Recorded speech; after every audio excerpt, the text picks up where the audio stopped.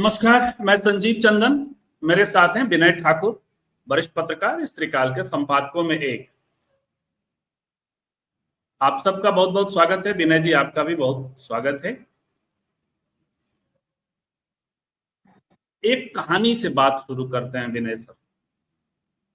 और कहानी ये है कि बिहार में एक कद्दावर दलित नेता से हमारी बात शुरू हुई। बात ये थी कि 2023 में राष्ट्रीय जनता दल यू और अन्य पार्टियां डॉक्टर बाबा साहब अंबेडकर की जयंती मना रही थी। जगह जगह पे राष्ट्रीय जनता दल अलग, बीजेपी अलग। तो बात हुई कि क्यों नहीं जो है वो उनकी पार्टी भी मनाए, एक दिन के ही सही। सब कुछ चॉकआउट हो गया, सारी चीजें तय हो गई। उसके बाद पता चला कि नेताजी के परिवार के लोग कहीं कोई बड़े धाम पे चले गए।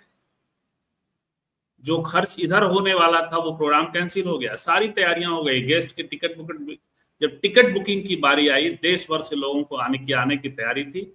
देश भर के लोग जानते हैं, उनमें से जो लोग सुनेंगे इस वीडियो को वो समझ जाएंगे मैं किन नेताजी की बात कर रहा हूं। लेकिन उनके परिवार चले गए धाम यात्रा पे, 4 धाम में से एक धाम की यात्रा। ये है एक नमूना दलित पॉलिटिक्स का। फिर वो कार्यक्रम कभी नहीं हो पाया उनके यहां, बल्कि मुझे लगता है अभी तक डॉक्टर बाबा साहब अंबेडकर की जयंती जैसा कोई बड़ा कार्यक्रम नहीं हो पाया। ये एक नमूना है बिहार में दलित राजनीति को टेस्ट का एक नमूना।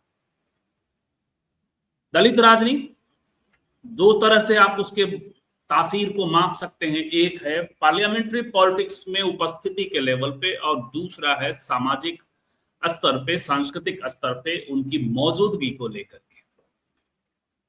बिहार में थोड़ा थोड़ा यह दिखाई पड़ता है कि दलित राजनीति एक बार जगजीवन राम जी के जरिए एक राजनीति थी जो कांग्रेस के भीतर थी। उसके बाद अपना एक सिलसिला बढ़ता है, दलित राजनीति अलग से खड़ी करने की थोड़ी सी कोशिश न, जो कि असफल कोशिश थी, वो रामविलास पासवान जी की जरूर रही। वो नेशनल लीडर जरूर बन गए अंबेडकरी स्पेस पे, लेकिन बिहार में अलग से दलित राजनीति खड़ी नहीं हो पाई। और उसके बाद जो आज पार्टियां हैं वो सब, या आज जो दलित नेता हैं, कोई अधिकांश या तो पार्टियों के भीतर हैं या जिनकी अलग पार्टियां हैं, जैसे चिराग पासवान, जैसे जीतन राम मांझी, वो सब सत्ता और पक्ष में या एनडीए में शामिल है।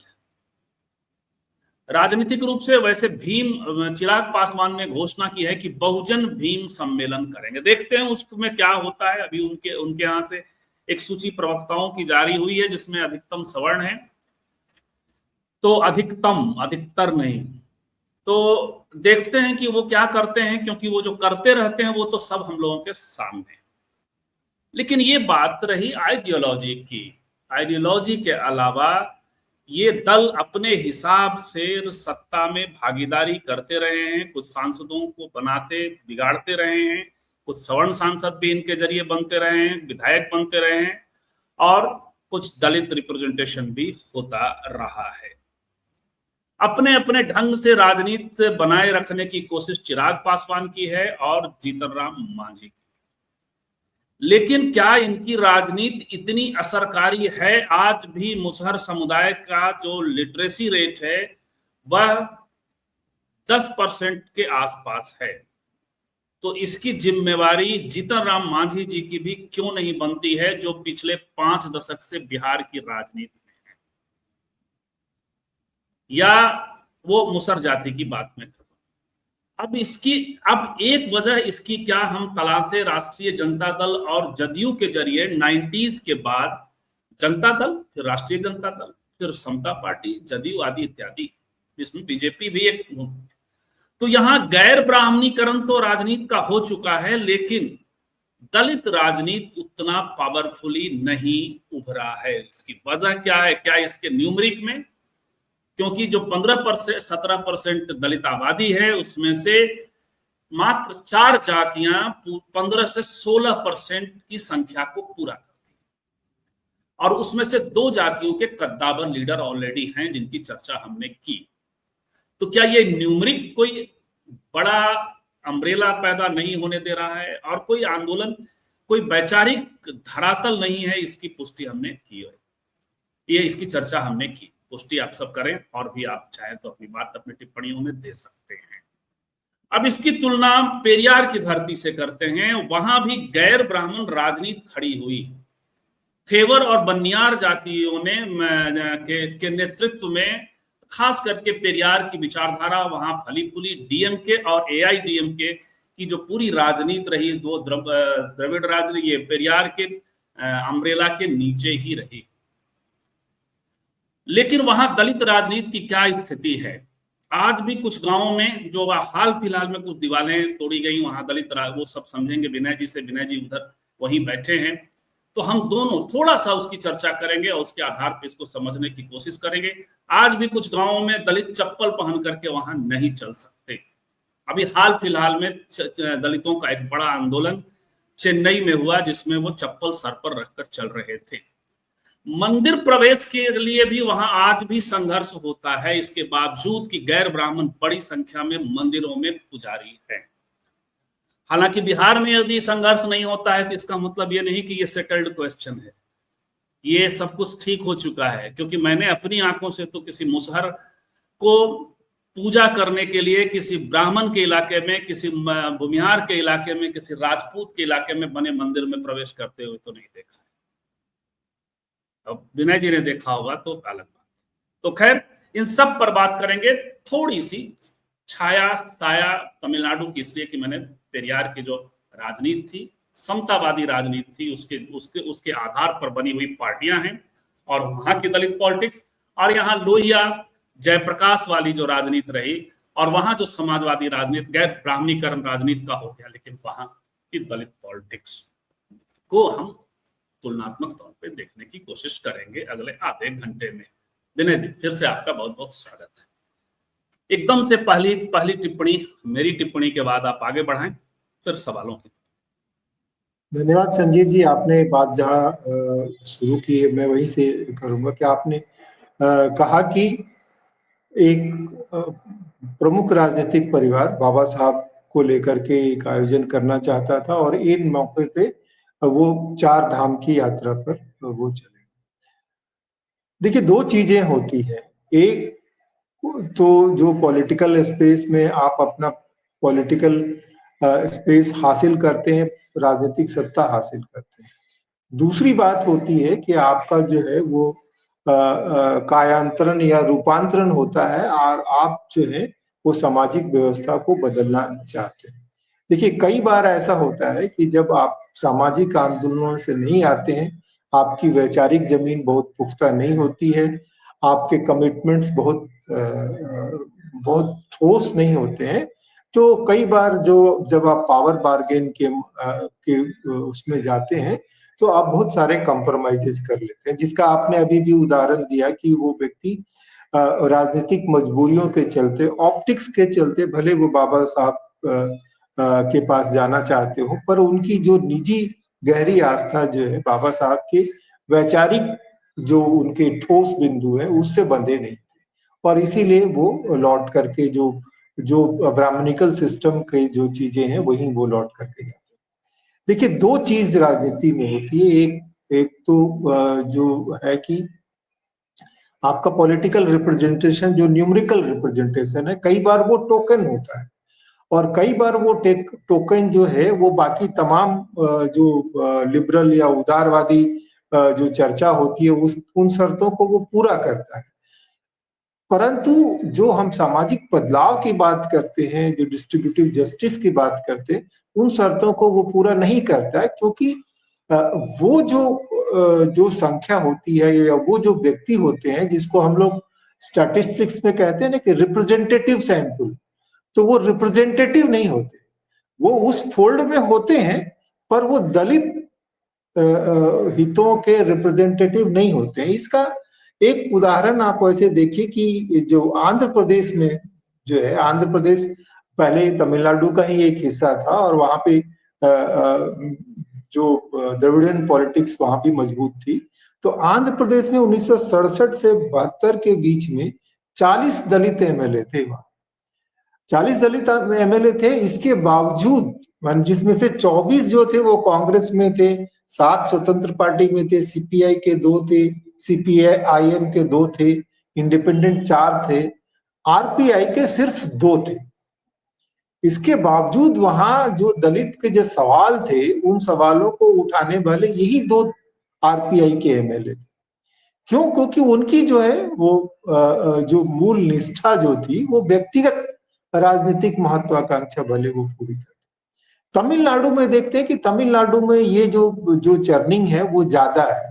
वो इसलिए है क्योंकि वहां जो इकोनॉमिक स्पेस था, वो इकोनॉमिक स्पेस में जो गैर ब्राह्मण जातियों का जो वर्ग, वहां चूंकि देखिए दक्षिण की जो सामाजिक संरचना है वो थोड़ी अलग है, बिहार की अलग है, तो वहां की बिहार की राजनीति थोड़े अलग ढर्रे पे चलती है। यहाँ आप देखते हैं कि 67 के बाद से ही जो है वो जो गैर ब्राह्मण जातियों ने जो है राजनीतिक सत्ता हासिल कर ली थी।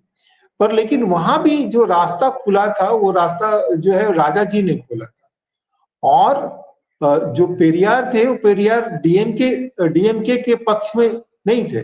मैं आपको उनका एक कोट बताता हूं कि कैसे वो जो है डीएमके के खिलाफ खड़े थे और डीएमके की भी जो पोजीशनिंग जो है लगातार खिसकती रही।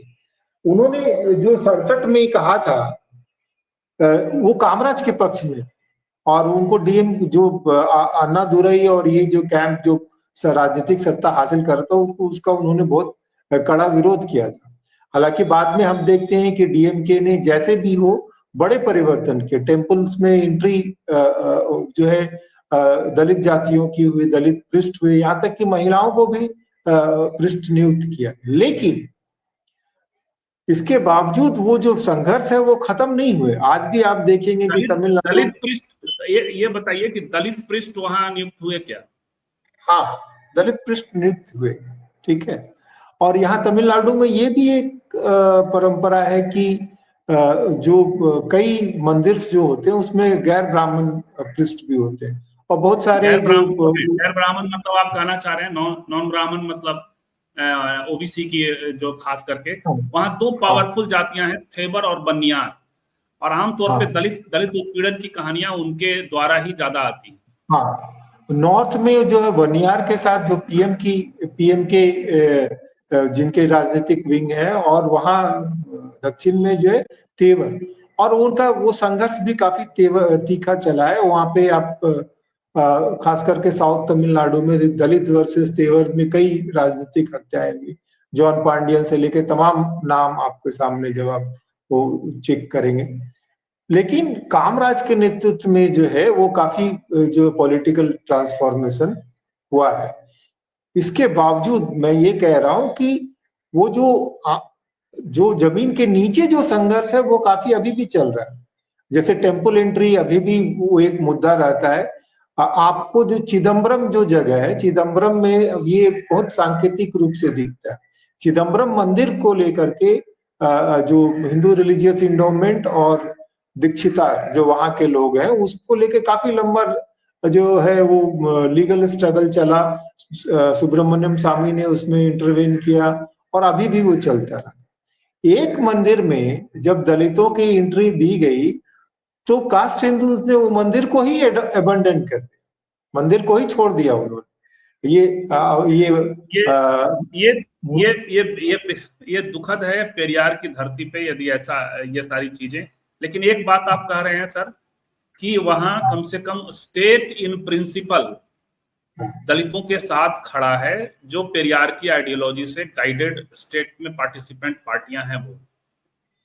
हाँ, आप उनको जो फंक्शनलिस्ट लेवल पे आप जो भी कमी निकाल लें, गवर्नेंस के लेवल पे जो कमी निकाल लें, लेकिन आइडियोलॉजिकल लेवल पे आप वो उसमें कमी नहीं निकालेंगे। चाहे वो नॉन ब्राह्मण्स के या मंदिरों की अर्चकों के लिए सबके लिए सीमा खोलना, महिलाओं को एंट्री देना, दलितों को एंट्री देना, विवाद होने पे दलितों के साथ मजबूती से खड़ा रहना। एक द्रौपदी अम्मन मंदिर में भी जब विलुपुरम में विवाद हुआ था तो वो मंदिर को सील किया गया, बाद में वो मंदिर का ताला खुला। ये तमाम जब भी वहां विवाद होते हैं तो स्टेट का कैरेक्टर कम से कम वो दिखता है। हाँ, जो गवर्नेंस के लेवल पे, फंक्शनल लेवल पे जो आप करप्शन के इशू देखेंगे तो उसमें आपको शिकायतें मिलेंगी, चाहे वो बसपा के फंक्शनरी की हत्या के मामले में हो, चाहे वो इलिसिट लीगर के मामले में बहुत सारे दलितों की मौत और उसके जांच को लेकर के सवाल हो, ये फंक्शनल लेवल पे। लेकिन आइडियोलॉजिकल लेवल पे आप वो कमी नहीं निकाल पाएंगे। आइडियोलॉजिकल लेवल पे जो है द्रविड़ राजनीति अभी भी कमिटेड है, और इसीलिए जो वहां की जो दलित राजनीति है, जो एबीसी के रूप में, थोल तिरमावन के रूप में, उनके पास ज्यादा विकल्प नहीं जी। और इसीलिए नाराजगी के बावजूद वही रहते। अब हम लोग बिहार पे बात करेंगे। एक बड़ी बात कर रहे हैं कि पेरियार के की आइडियोलॉजी से चलने वाली पार्टियां वहां स्टेट पावर हैं, और इस कारण से आइडियोलॉजिकली वो दलित मास के साथ खड़े होते हैं। ये घटनाएं सामाजिक, मतलब जो ग्रेडेड इनइक्वालिटी का जो समाज है उसके कारण वहां दिखाई पड़ रही है, लेकिन स्टेट उनके साथ। लगभग क्या बिहार में जो दलित पॉलिटिक्स नहीं खड़ी हो पाई उसकी वजह, हालांकि अब से ये, अब उस पर जाएंगे तो तमिलनाडु में ज्यादा फंस जाएंगे उसके न्यूमेरिकल आंकड़ों के हिसाब से, लेकिन बिहार में आकर हम देखते हैं अब क्या यहाँ भी जो सोशलिस्टों की सरकार और 90 के बाद जो समाजवादी सरकार ही है लालू जी और नीतीश जी की अगुवाई में, भले ही उसमें बीजेपी एक एसेंशियल कंपोनेंट है, तो या और यहाँ लेफ्ट का एक प्रभाव है और दूसरी चीजें साथ साथ रही हैं, तो क्या इस वजह से स्वतंत्र दलित पॉलिटिक्स यहाँ भी नहीं खड़ी हो पा रही है? आपको ऐसा लगता है तुलनात्मक तौर पे देखें?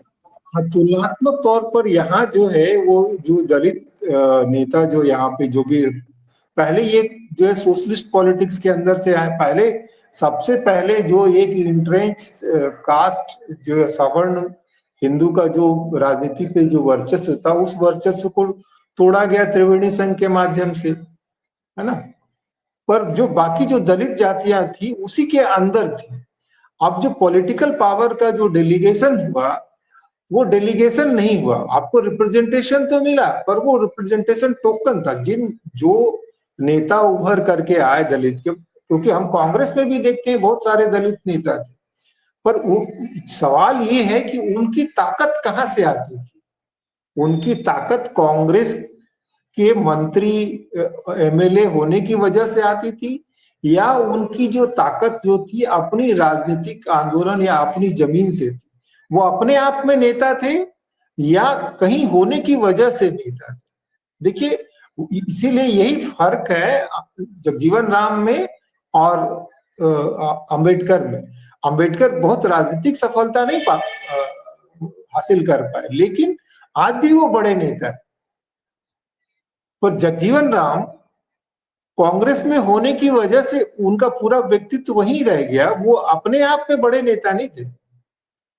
उन्होंने बहुत काम नहीं किया, उन्होंने राजनीतिक परिवर्तन का, आंदोलन का वैसी उन्होंने मुहिम नहीं चलाई, और उनको जो भी शिकायतें रही वो कांग्रेस के अंदर वो उसके रहे। बाद में वो उससे बाहर भी आए, जब उनका वक्त आया उनके साथ उनको लोग स्वीकार करने के लिए राजी नहीं हुए। वो तमाम कहानियां हम सब जानते हैं। ये सवाल जो है वो रामविलास जी को लेकर के भी, रामविलास जी जब राष्ट्रीय स्तर पर बड़े नेता बने तो उन्होंने कोशिश जरूर की, उन्होंने, उनकी स्वीकृति हुई राष्ट्रीय नेता के रूप में, लेकिन वो लौट करके बिहार में आकर के एक दलित राजनीति को स्वतंत्र रूप से खड़े करे वो ऐसा प्रयास उन्होंने नहीं किया। हाँ, उन्होंने अपनी जो उनका जो पॉलिटिकल स्पेस था उसको बचाने के लिए उन्होंने जो है वो इक्वेशंस जरूर बनाए। देखिए, जो पॉलिटिकल ऑप्टिक्स है वो अलग है, और जो सोशल कमिटमेंट है और राजनीतिक जमीन पर जाकर के आंदोलन चलाना वो अलग है। इस मामले में हम ये देखते हैं कि जितने बिहार में जो दलित नेता है वो अपनी जातियों का जो है पॉलिटिकल एम्पावरमेंट नहीं कर रहे। वो ये जरूर चाह रहे हैं कि उनकी जाति उनके पीछे रहे और उनका जिसको जैसे हम लोग लुई 14वां का उदाहरण देते हैं ना कि आई एम द स्टेट, वैसे ये जो नेता जो उभर करके आए, इन्होंने ये कहा कि मतलब मैं ही जो हूं ये मैं फला ही हूं उस जाती। पद पे। यानी हाँ यानी यानी हुआ ये कि न्यूमरिक पावर तो इनको मिला, हाँ ये उस न्यूमरिक पावर के बल पे ये सत्ता में बार्गेनिंग कर सके हैं। चाहे वो आज की तारीख में जीतन राम मांझी का ही नाम लेना पड़ेगा और चिराग पासवान का ही नाम लेना पड़ेगा, लेकिन ये कोई आइडियोलॉजिकल बेस चूंकि नहीं खड़ा कर पाई। इवन बसपा की तरह, बसपा मरे हालत में भी एक पावर है हाँ क्योंकि उसका अपना एक आइडियोलॉजिकल बेस है। महाराष्ट्र में भी रिपब्लिकन पार्टियां अलग अलग कहीं भी रहें, लेकिन एक पावर है आइडियोलॉजी। सिर्फ सिर्फ न्यूमरिक मसला वहां नहीं है, न्यूमरिक मसला तो कमजोर है बिहार की तुलना में। जी देखिए विनय संजीव सर। संजीव संजीव जी, मतलब साइंसेज में या और भी जगह पे एक टर्म यूज होता है क्रिटिकल मास, ठीक है ना। तो बिहार में जो व्यक्तिगत राजनीतिक चमक तो लोग हासिल करते रहे, लेकिन वो एक क्रिटिकल मास नहीं पैदा कर पाए जिसके आसपास दलित राजनीति का एक बड़ा आंदोलन खड़ा हो पाए, ठीक है ना।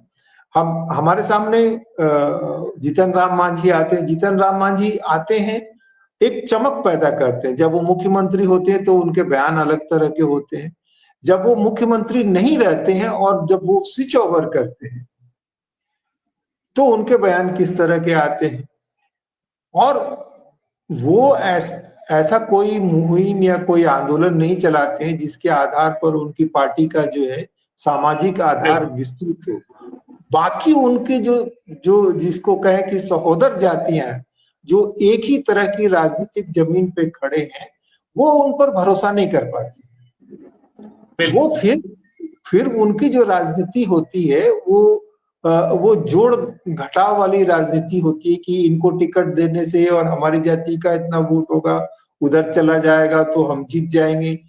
और इसके बावजूद वो इतने भीतर से इतने डरे होते हैं कि उनको अपनी जो नेतृत्व जो क्षमता है उस पर भी खतरा होता है। उसका आप देख लीजिए विकासशील पार्टी का, उनको भी डर लगा रहता है कि भाई हमारी पार्टी का जो जीतेगा वो हमारा नेतृत्व में रहेगा या नहीं रहेगा। रहेगा, अब चला देखिए, अब जाएगा, क्या जैसे करेगा। जीतन राम मांझी का आपने नाम लिया, तो अब जीतन राम मांझी कभी कभी दावे अम्बेडकराइट होने का करते हैं। उनके यहाँ बाबा साहब की तस्वीर भी उनके उस पर मिल जाएगा, लेकिन वो अब गया जी का समर्थन में है। बोध गया पर आज तक उनका एक वाक्य नहीं आया आंदोलन पे। वो मुख्यमंत्री रहते हुए उन्होंने पटना का नाम पाटलिपुत्रा करने के फाइल बढ़ाया था, या हाँ मुख्यमंत्री रहते हुए शायद, या उसके पहले मंत्री रहते हुए, शायद मंत्री रहते हुए फाइल बढ़ाया था, नोटिंग की थी उन्होंने, काफी डिटेल में मुझे कभी बताया। लेकिन आज वो गया जी को लेकर के बड़े उत्साहित है। तो ये आइडियोलॉजिकल फ्लिप फ्लॉप ही तो है। एक तरफ बाबा साहब, डॉक्टर भीमराव अंबेडकर, बोध गया का इशू। गया जी तो भाई एक छोटा सा एक इलाका रहा है, एक उधर वो रूबेला था जो बोध गया फिर उससे उससे बन गया। तो वो कोई और उसके पक्ष में ठीक है जिसने किया वो, अभी मैं उस पर कोई टिप्पणी नहीं, उस पर नहीं उलझेंगे हम लोग। लेकिन जीतन राम मांझी वहां सबसे पहले स्वागत करने पहुंच गए। विनय जी देखिए मैंने वही कहा ना कि आप देखिए राजनीति में आप जीत सकते हैं, हार सकते हैं, वो एक अलग बात है।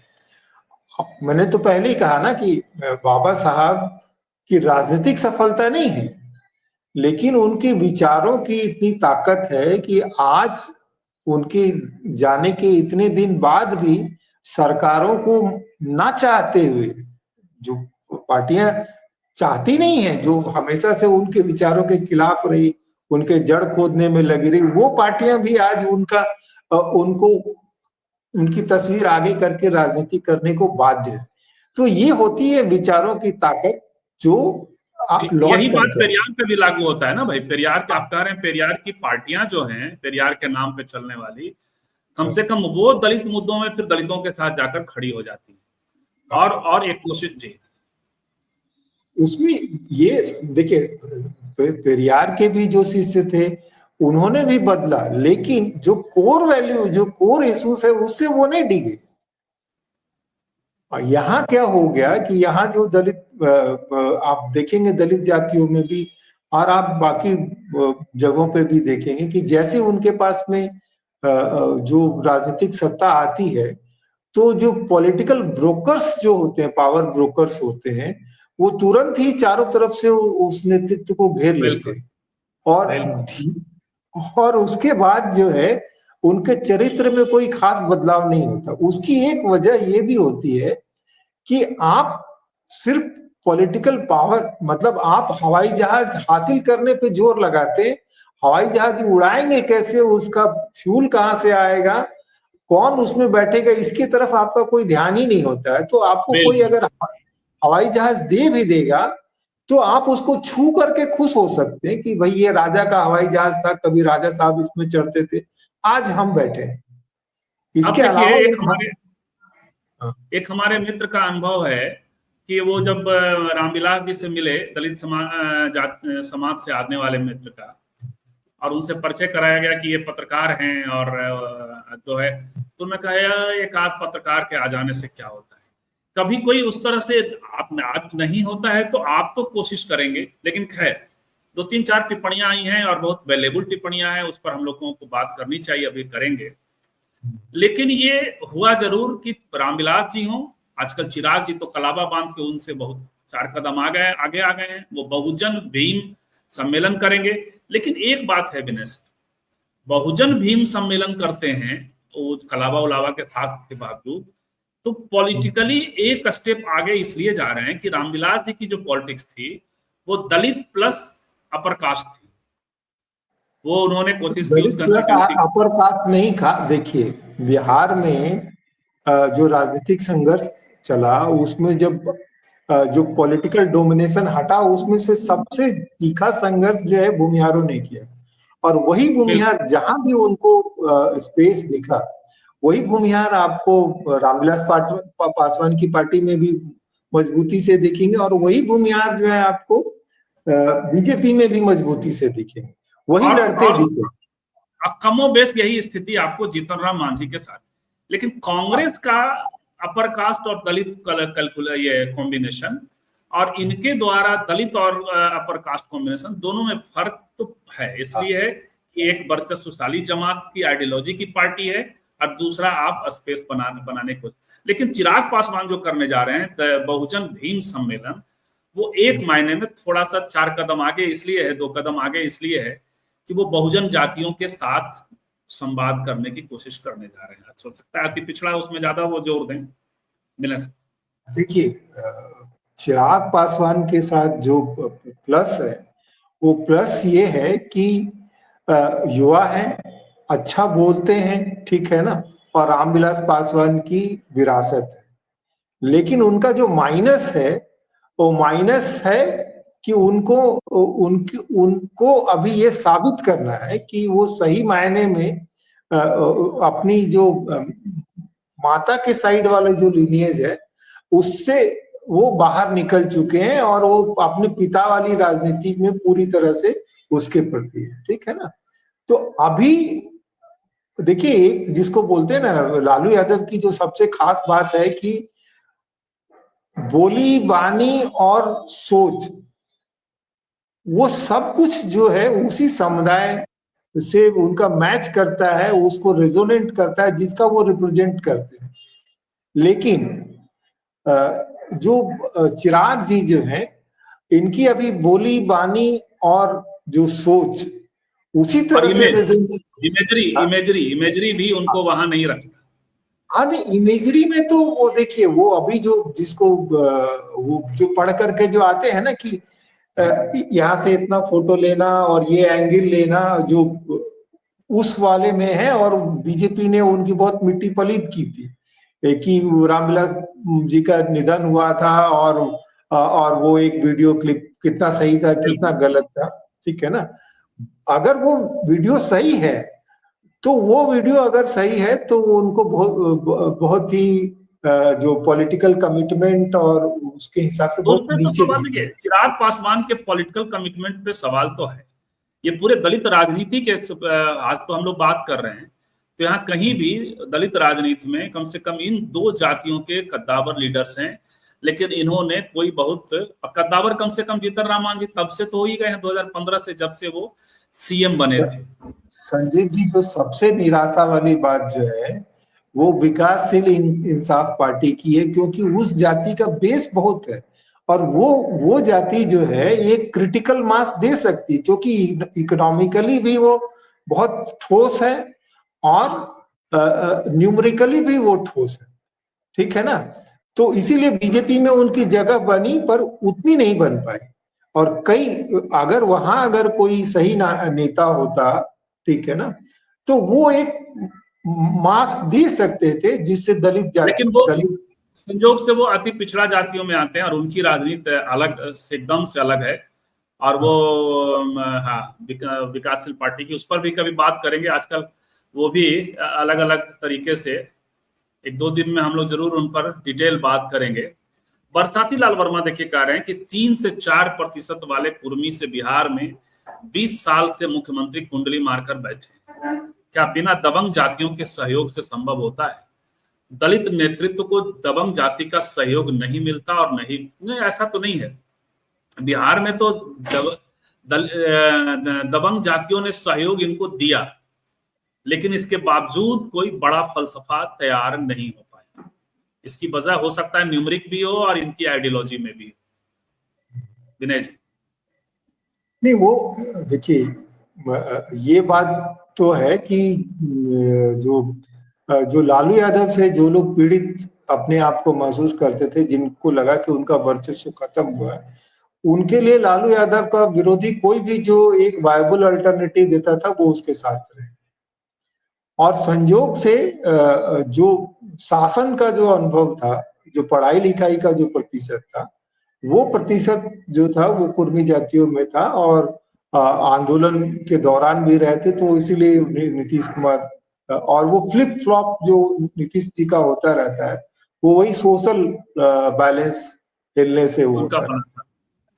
नहीं काम भी किया है उनका, उनके काल को आप सच में गोल्डन पीरियड के। उन्होंने जो काम किया वो काम इसलिए किया कि उनकी जो निर्भरता जो है उन पर नहीं बनी रहे, वो उस छाया से बाहर निकलने की लगातार कोशिश करते रहे और इसीलिए उन्होंने मोस्ट बैकवर्ड कास्ट की अपनी एक जो कॉन्स्टिट्यूएंसी खड़ी की। क्योंकि अगर वो सिर्फ अपनी जाति के आधार पर वो रहते तो कभी टिक नहीं पाते। देखिए बिल्कुल, या फिर ज्यादा बीजेपी पर निर्भर होते, तब भी उनको हम बीजेपी वालों को भी हमेशा लालू जी का डर बना रहा हो। क्योंकि भारतीय राजनीति में हम लोग देख चुके हैं कि मधु दंडवते से लेकर के जॉर्ज फर्नांडिस जैसे बड़े नेताओं का क्या असर हुआ, क्योंकि उनका जो था कोई सोशल आधार नहीं था। वो नेता तो बड़े थे, ठीक है ना, लेकिन वो नीचे उनको बिल्कुल।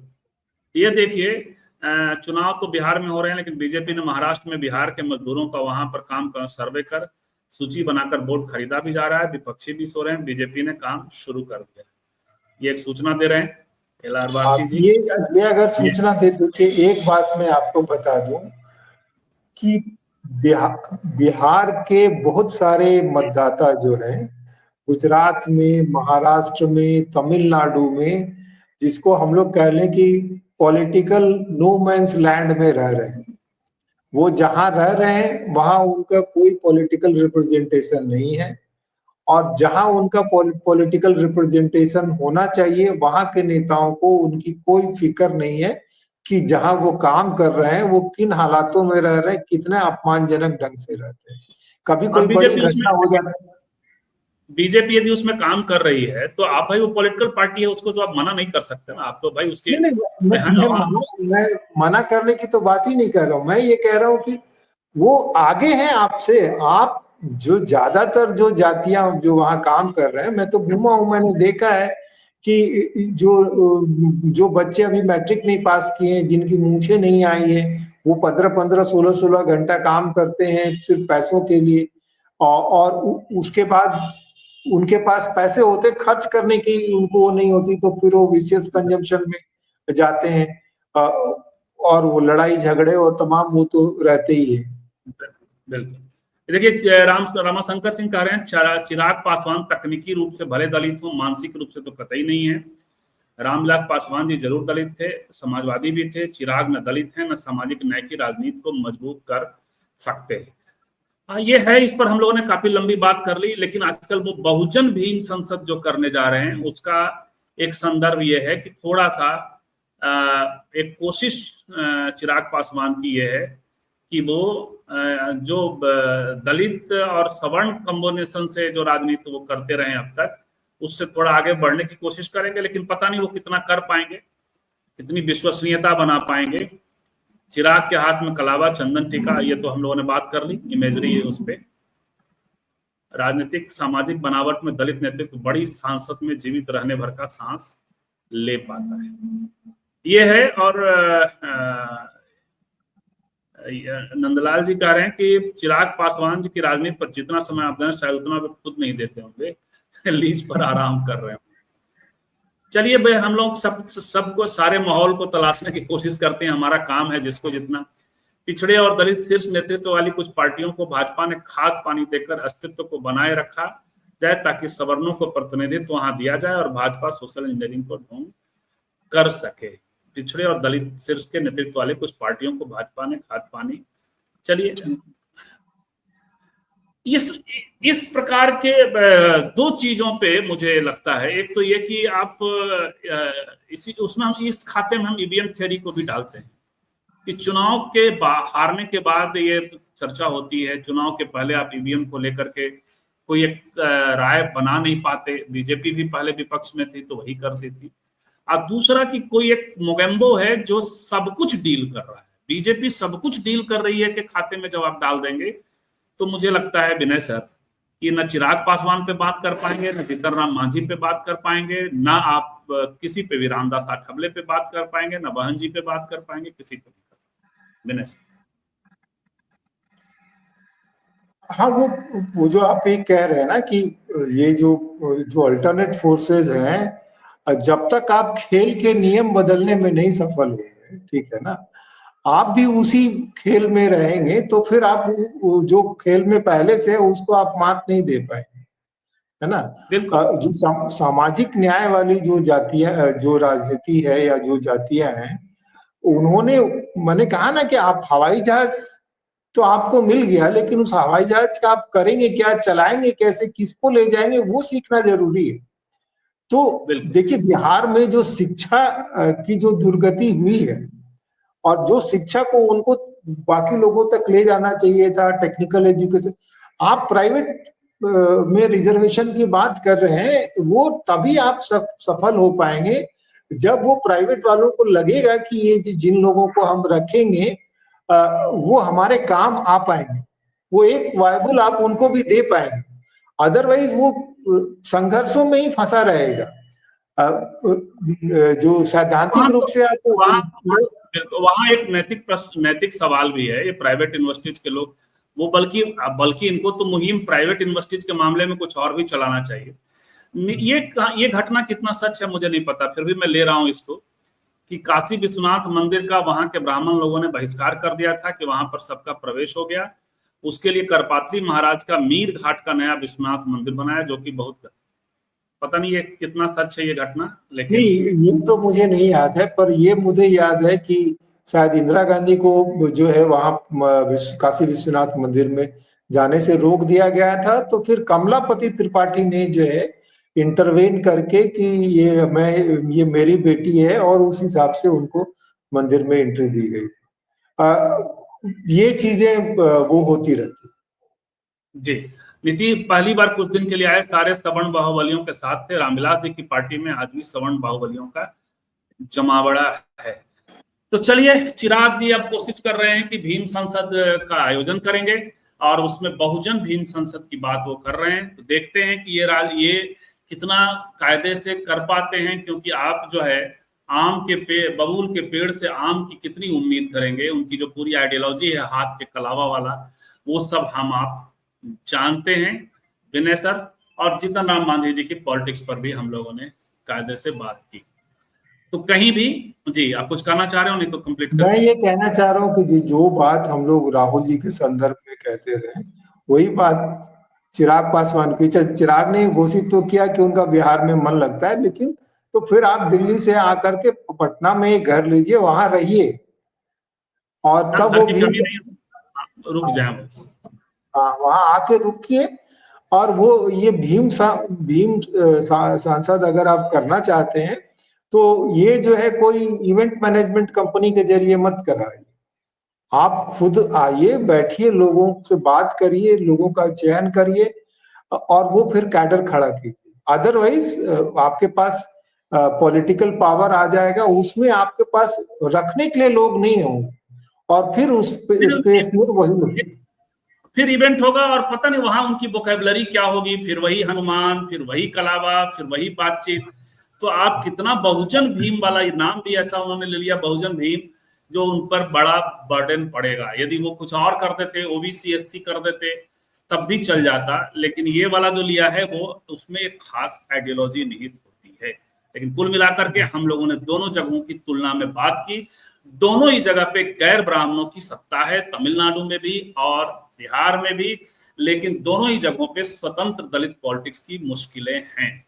इसके बावजूद कि जो विनय जी ने कहा, और ऐसे सच भी है, कि पेरियार से प्रभावित पार्टियां जो वहां शासन कर रही हैं वो कमिटेड हैं हाशिए के लोगों के लिए, और इसलिए जब जब टकराव होता है तो स्टेट वहां ज्यादा खड़ा दिखाई पड़ता है।